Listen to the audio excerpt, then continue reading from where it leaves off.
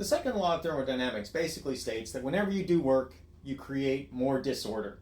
And probably the easiest way to visualize that there at your house is to think anything you're doing in your house is creating waste.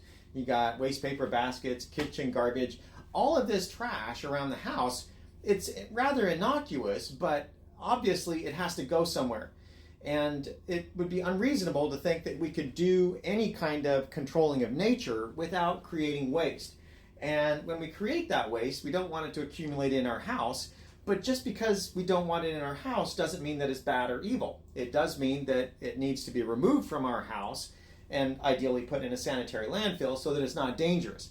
Now, you can get a lot of people of the anti-nuclear persuasion, and here's a really great example right here. This person thinks that, if nuclear was really so great and good, it wouldn't have waste, right? We do it without creating toxic waste.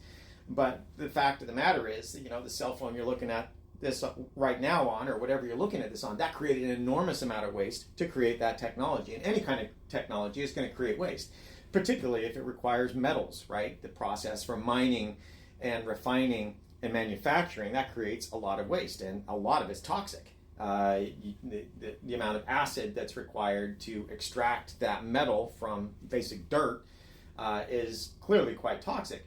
And the key that we have here in the United States is that we have regulations that control how to handle that, how to do it safely.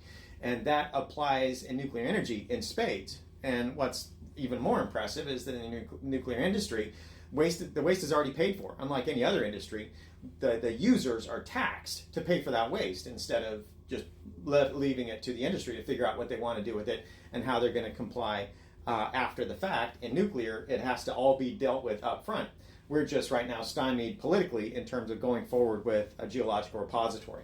Other countries are making progress in that, and we have done it when it comes to transuranic waste with the waste isolation pilot plant. We have a licensed geological repository there.